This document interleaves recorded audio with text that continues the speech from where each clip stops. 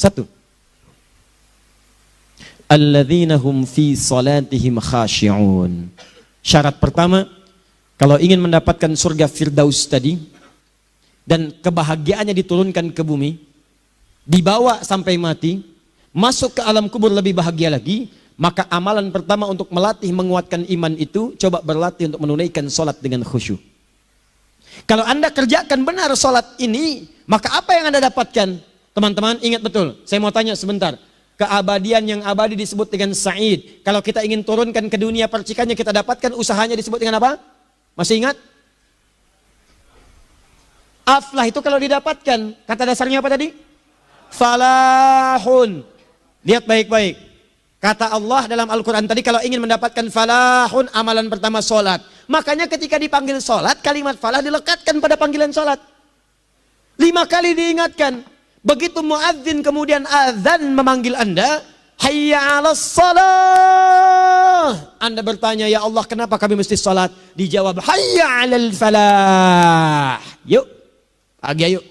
Yang sejati datang sini. Belum dapat sujud, belum dapat ruku, saya berikan. Makanya ketika orang sholatnya benar, dia akan mendapatkan 5 keutamaan. Saat di dunia nih, belum ke akhirat, 5 keutamaan. Yang tidak diberikan pada orang yang tidak sholat. Atau orang sholat tapi sholatnya nggak khusyuk. Sebab syarat mendapatkannya khusyuk. Alladzina hum fi sholatihim khasyi'un. Bukan alladzina hum fi sholatihim saja, tapi ada kalimat khasyi'un. Artinya yang tidak khusyuk saja nggak akan dapat, apalagi yang nggak sholat. Apa yang 5 ini? Lihat baik-baik. 1. Orang yang sholatnya benar, pertama kali sebelum mendapatkan kebahagiaan hakiki dari Allah Subhanahu wa Ta'ala, akan dirubah dulu perilaku hidupnya menjadi perilaku yang lebih baik. Kalau orang itu sholatnya benar, maka sholat itu akan melatih dia untuk berubah, bertransformasi jadi orang baik. Itu ada di Quran surah ke-29 ayat ke-45. Innas sholata tanha anil fahsya'i wal munkar. Sumber keburukan cuma 2, kalau bukan fahsya itu munkar. Maaf, pornografi, porno aksi, LGBT, kata-kata jorok, kotor itu fahsya. Di orang sholat kata Allah, mustahil berkata-kata kotor. Orang sholat tidak akan pernah mencela. Orang sholat tidak punya kata-kata jorok. Jadi kalau ada sekarang orang yang sholat senang mencela orang lain, itu berarti ada masalah dalam sholatnya. Dan dia belum dijamin sebagai ahli surga terbaik. Dan hidupnya nggak bahagia. Nggak bahagia. Aneh nih. Sholat tapi senang celah orang. Aneh. Aneh. Yang paling bahaya adalah menikmati celahannya. Itu yang paling aneh. Anda ngaji. Anda ikut taklim. Taklimnya sesuai Quran. Taklimnya petunjuk sunnah. Anda sholat, Anda puasa. Tapi Anda masih senang mencela orang lain. Dan menikmati celahan itu. Kalau nggak mencela, kayaknya nggak komplit kehidupan. Maka ada yang salah dengan ibadah Anda. Ada yang keliru. Karena mustahil taat bertemu dengan maksiat. Itu mustahil. Mungkar, keburukan yang diingkari oleh hati. Sumbernya nafsu perut dengan akal.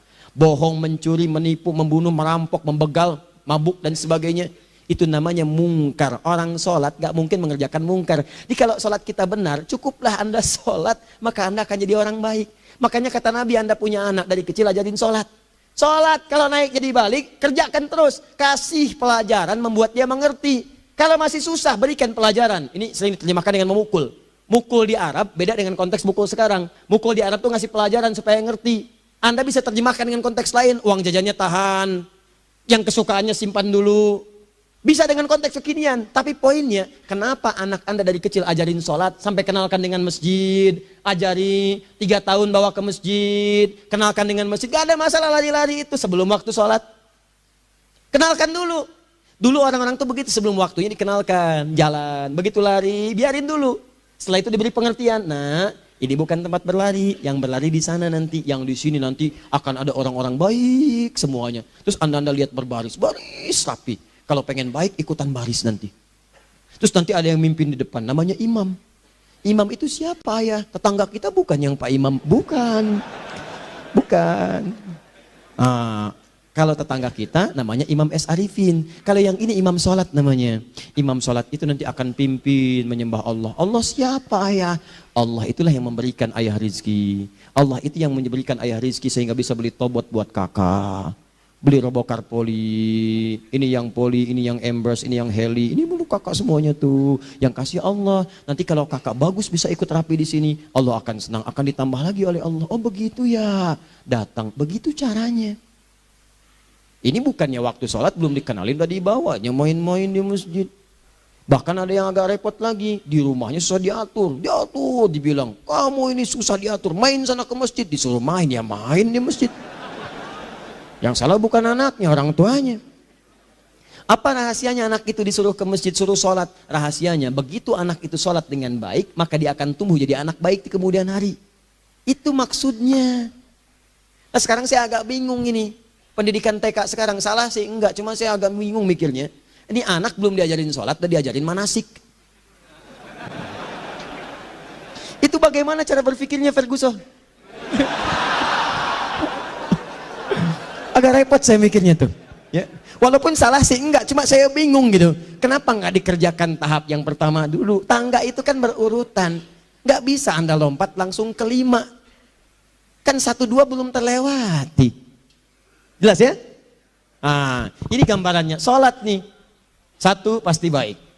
Jadi kalau sekarang sholat, lisan belum baik, mata belum baik, sampai ke kaki, berarti ada yang salah sholatnya tuh. Ada yang nggak tepat. Tangan sembarangan, snack orang ngambil. Awas. Tuh sendal orang, mau wudhu nggak ada sendal, pakai sendal orang. Udah bilang belum? Kehujanan pakai payung orang. Udah bilang belum? Ya kan gampang Ustaz. Ini kan juga mungkin diikhlaskan karena Allah. Ya ikhlas, cuman pakainya belum minjam. Bagaimana kalau sedang pegang payung itu keluar, Anda meninggal? Nah, coba mikirin ke situ. Coba ke kantor. Kalau didorong proyek yang nggak jelas, minta tanda tangan, pikirin dulu bagaimana kalau meninggal. Kemarin saya sama teman-teman artis saya katakan begini, Anda ya, kalau Anda mengaji dengan saya, jangan pernah menerima peran maksiat.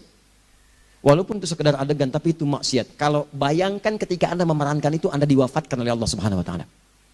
Maka demi Allah saya katakan tidak ada faedahnya Anda ngaji sekarang, ngaji besok. Ketika Anda menerima peran itu, Anda wafat dalam keadaan bermaksiat di hadapan Allah Subhanahu Wa Taala.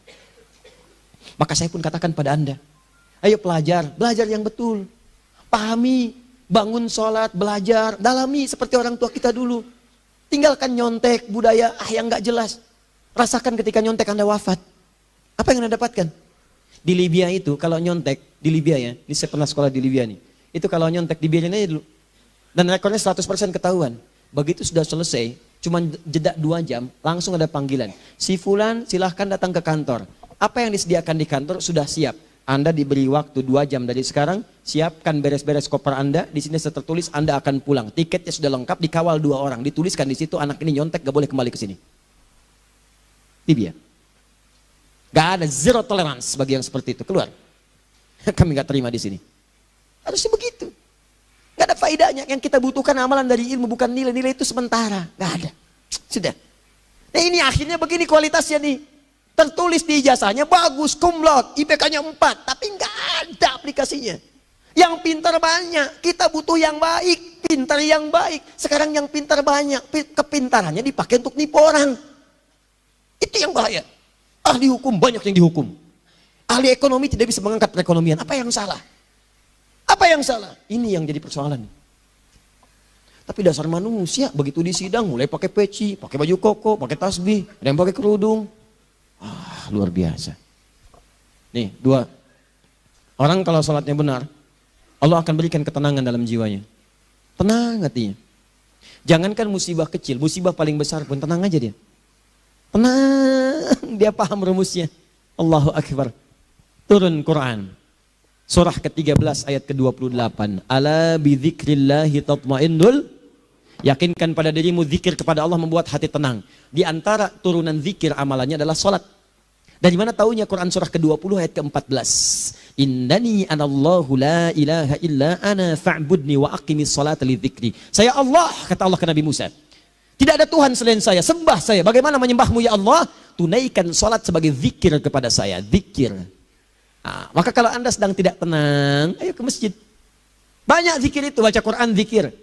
Quran surah 15 ayat 9. Inna nahnu nazzalna dzikra. Kami turunkan Al-Quran sebagai zikir. Jadi kalau Anda sedang baca Al-Quran, Anda sedang berzikir. Ibu kalau sedang nggak tenang, Bu, gelisah, nggak enak, nggak usah mengeluh, apalagi bikin status gak karuan. Ibu wudu, ambil mushaf baca. Begitu sedang baca ada ketenangan dalam jiwa. Berdoa, zikir. Kalau sedang nggak tenang besok ada proyek, doa dulu. Doa itu memberikan ketenangan. Makanya doa disebut dengan zikir. Quran surah ke-7 ayat 205. Wadhkur rabbaka fi nafsika tadarruan wa khifatan wa dunal jahri minal qaul. Ayo berzikir, minta kepada Allah dengan segenap jiwamu, mohon dengan penuh ketawaduan. nanti ketenangan diberikan. Menghafal Quran, baca-baca itu zikir. Quran surah ke-54 ayat 17, 22, 32, 40. Walaqad yassarnal Qur'ana lidzikri fahal mim mudzakir. Menyebut nama Allah, Asmaul Husna itu zikir. Sedang ada persoalan, ya Allah, ya Allah, ya Allah, ya Rahman, ya Rahim, ya Malik, ya Kudus, ya Allah, ya Allah, ya Allah, ya Allah. Zikir. Dalilnya Quran surah kedua ayat 152. Fadhkuruni azkurkum. Sebut namaku, zikir. Apapun akan mengingatmu. Gimana menyebutnya? Ditafsir di Quran surah 17. Ayat keberapa? 110. Qulid Allah, awid Rahman, ayyamma tad'u falahul asma'ul husna. Sebut nama Allah. Itu menentamkan pada jiwa. Sedangkan sholat gabungan dari semua zikir tadi. Bukankah dalam sholat Anda baca Al-Quran? Bukankah dalam sholat Anda menghafal Al-Quran? Bukankah dalam sholat Anda berdoa? Bukankah dalam sholat Anda istighfar? Anda mohon digabungkan semua itu. Amalan sholat menggabungkan semua jenis zikir. Masa Anda nggak tenang juga?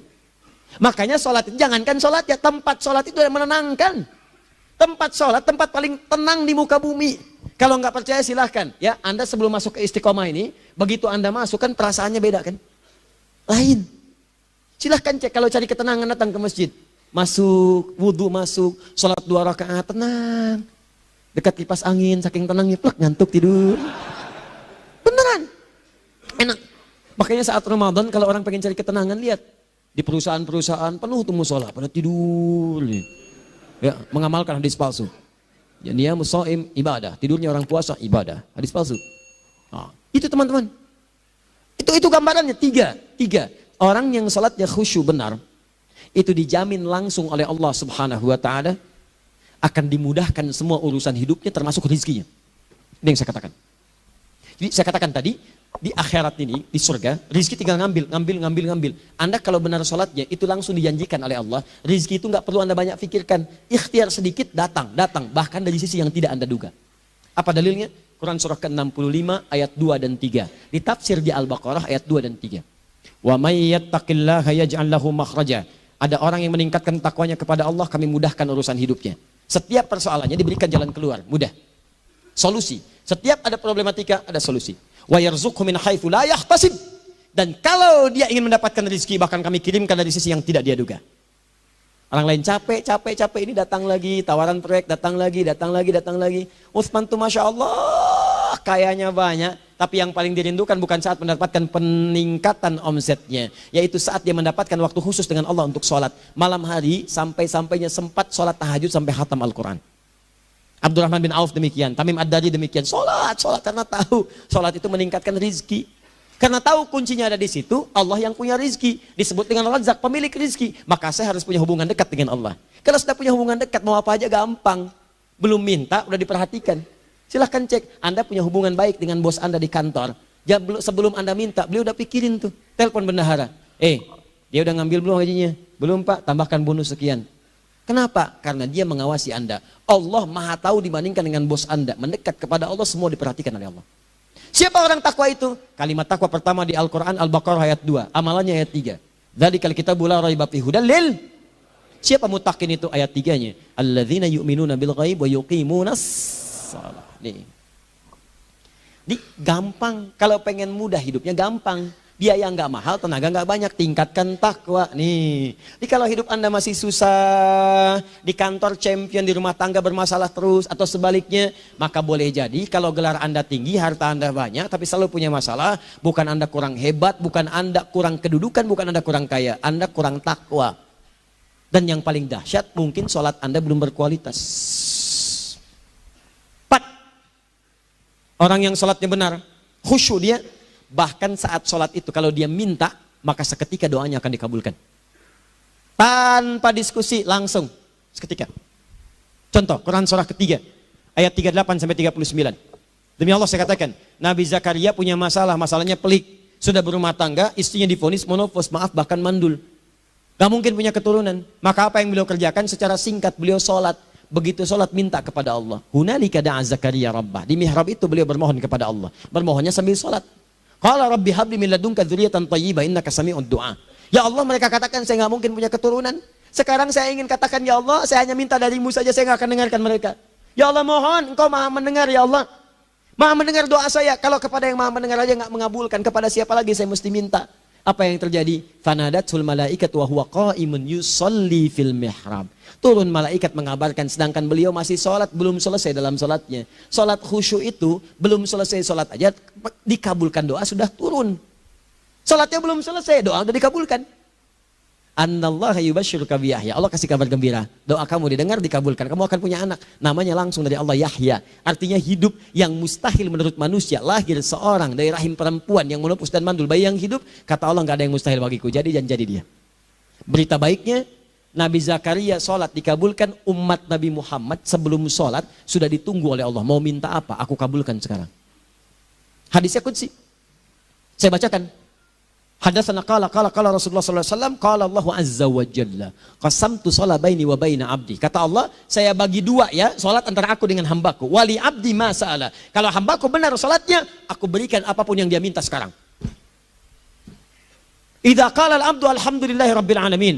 Bagian pertama. Kalau hamba benar membaca Al-Fatihahnya dari alhamdulillahi rabbil alamin, kalau Allah azza wa jalla dijawab oleh Allah, hamadani abdi, hambaku sedang memujiku.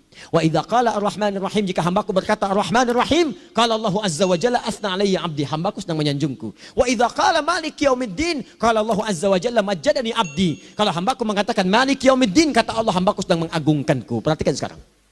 Wa idza qala al-abdu iyyaka na'budu wa iyyaka nasta'in. Jika hambaku berkata sekarang, ya Allah, kami sekarang ibadah, sholat menyembahmu. Dan kami sekarang sedang punya masalah, kami hanya minta tolong kepadamu, ya Rabb. Apa jawabannya? Beda dengan sebelumnya. Kata Allah, hadza baini wa baina abdi. Inilah perjanjian antara aku dengan hambaku. Wali abdi, kalau hambaku benar khusyuk sholatnya sampai detik ini, baru sampai Al-Fatihah itu pun belum tuntas. Baru sampai Al-Fatihah itu pun belum tuntas. Kalau benar bacaannya, betul sholatnya dari takbir sampai dengan selesainya, sampai ayat itu, iyyaka na'budu wa iyyaka nasta'in, kata Allah, masalah apapun yang dia minta sekarang, aku akan kabulkan. Besok saya kasih rahasia. Yuk, yang di KBP. Ada awal pembuka di awal sebelum Al-Fatihah yang kalau Anda benar bacanya, itu pengantar kepada pengabulan doa di Al-Fatihah. Apa itu? Besok. 5. Yang kelima ini yang paling diharapkan, dan ini penutup dalam kajian kita malam ini. Teman-teman sekalian, perhatikan baik-baik. Jika Anda benar mengerjakannya, maka Allah akan jamin langsung Anda akan mendapatkan kesuksesan dan kebahagiaan di semua aktivitas Anda. Kalau jadi suami, suami yang sukses, rumah tangga yang bahagia. Kalau jadi pegawai, pegawai yang sukses, dan di kantor bahagia. Masih ingat? Kesuksesan yang menghadirkan kebahagiaan, konteksnya dunia disebut dengan falah. Dipegang disebut dengan aflah. Dikembalikan lagi ke atas, ke surah ke-23 ayat 1 dan 2. Qad aflahal mu'minun. Apa amalannya? Alladzina hum fi salatihim khashi'un.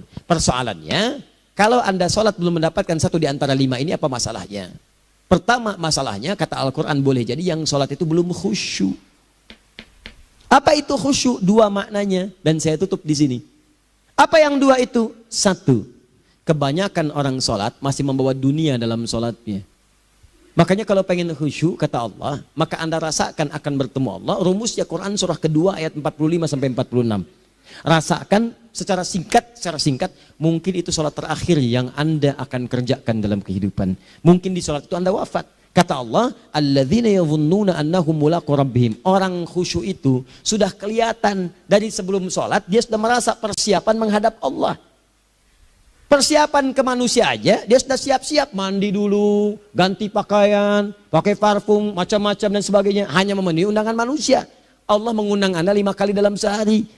Ya maaf, mengabulkan doa Anda, mencukupkan kebutuhan, menyembuhkan kalau sakit. Disiapkan Anda. Harusnya apa? Penampilan sempurna. Kata Quran, orang khusyuk itu kelihatan sebelum sholat. Pakaiannya kelihatan. Quran surah 7 ayat 31. Ya bani Adam khudhu zinatakum inda kulli masjid. Hai anak cucu Adam, kalau tiba panggilan dari masjid, kenakan pakaian terbaikmu. Di anak cucu Adam tuh kelihatan.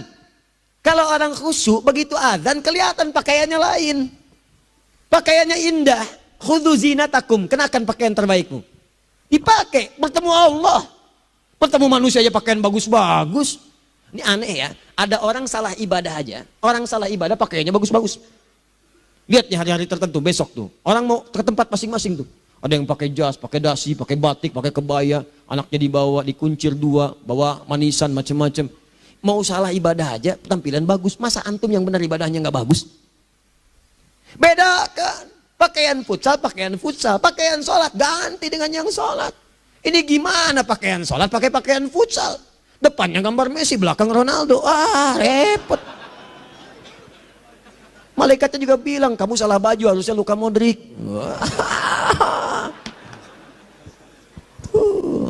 Apalah saya. Nah, yang mau tanya apa? Mourinho dipecat saya tahu. Lagi nganggur sekarang, ditawarin Benfica dia nggak terima. Sekarang jadi dia komentator di BeIN Sport. Nanti sebentar lagi dia akan komentar di laga Saudi dengan Qatar dan komentar laga Arsenal dengan Ipswich. Digantikan oleh Solskjaer. Dia super sub dulu. Ya, super sub. Ya, the baby assassin. Ya, pembunuh yang berwajah baby face. Masuk jadi akhir-akhir. Gol. Sekarang melatih dia. 5 kali kemenangan. Belum kalah sama sekali. Saya hafal itu. Tapi masih di urutan ke-6. Tapi jaraknya ke yang ke-4 itu tinggal 3 poin lagi. Hafal saya. Liverpool tahu. Cuma 4 poin sekarang bedanya. Kemarin 7 kalah 2-1 sama Manchester City. Walaupun banyak analisis yang menyebutkan. Mungkin itu diberikan saja gitu kan. Karena ada yang lain-lain. Hafal kedua Manchester City. Hafal saya. Ayo mau tanya apa lagi? Tottenham Hotspur ke bawahnya. Ada Chelsea, ada Arsenal. Baru kemudian Manchester United. Liga Italia, wah udah gak kekejar Juventus. Ya, apa lagi? Dan seterusnya lah. Gak ada ujungnya bahas yang begituan. Jelas ya? Maksud saya, Anda tanya itu saya jawab. Tapi tidak menghilangkan ibadah kita yang lain. Dan apa ruginya? Ya tahajud dah. Apa yang bisa dikerjakan besok, lihat besok. Ya kan tahajud kan bisa besok. Ada orang tahajud jam 10 pagi? Gak ada. Lebih baik Anda kerjakan malam tahajud. Yang tidak bisa dilihat malam, bisa dilihat besok. Cara berpikirnya bagaimana kalau besok meninggal? Gak kesampaian teman-teman sekalian. Gak kesampaian.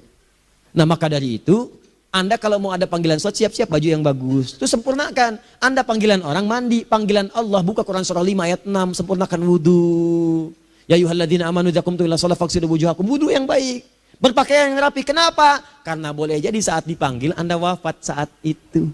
Maka wafatlah Anda dalam keadaan yang suci, dengan keadaan tobat, dengan pakaian terindah pada saat itu. Yang kedua, maaf, orang-orang kurang khusyuk itu saya tutup. Yang kedua itu karena kebanyakan orang sholat tidak paham, tidak mengerti apa yang dibaca dan dilakukan dalam sholatnya.